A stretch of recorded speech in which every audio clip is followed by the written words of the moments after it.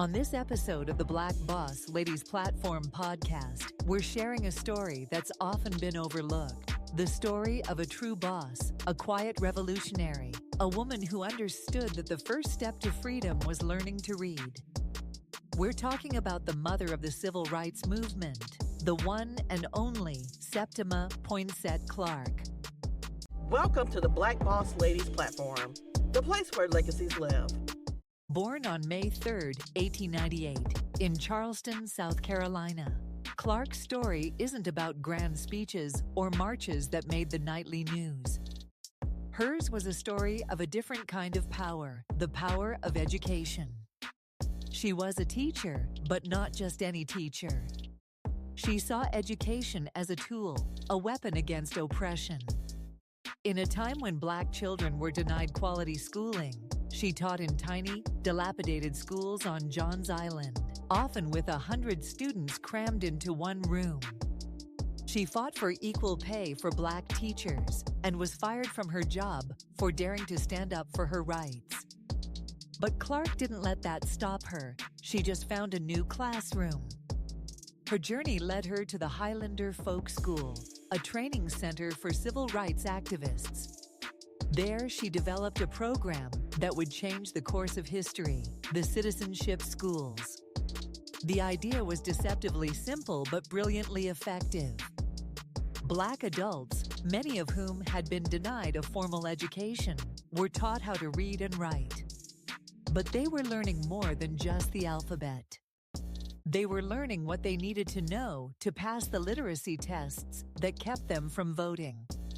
Clark and her students were preparing for a quiet war, a war fought with pens instead of swords.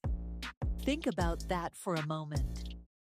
She was empowering sharecroppers and domestic workers to understand the Constitution. She wasn't just teaching them to read the words, she was teaching them to read the world and to write their own place in it. Rosa Parks, before she took her famous stand on that bus, attended one of Clark's workshops. Martin Luther King Jr. called her the mother of the movement. Her work was the bedrock, the foundation upon which so much of the civil rights movement was built. She understood that you can't be a hero in your own story if you can't even read the first chapter.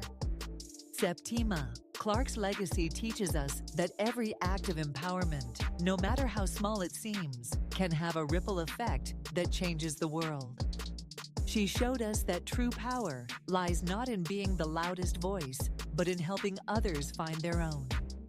Septima Poinsette Clark continued to advocate for education and civil rights for the rest of her life, passing away on December 15, 1987, at the age of 89. Her story is a powerful reminder that education is a form of activism, and that Black history is rich with brilliant, resilient women who fought for our freedom in their own unique and powerful ways. Septima Clark, you are a Black Boss Lady, and your legacy will live on the Black Boss Ladies Platform podcast. Thank you for joining us on the BBL Platform podcast, the place where legacies live. We hope you will join us on our next inspirational journey to success. Be sure to rate, like, and subscribe to our show. For more information, please visit our website at theBBLplatform.com.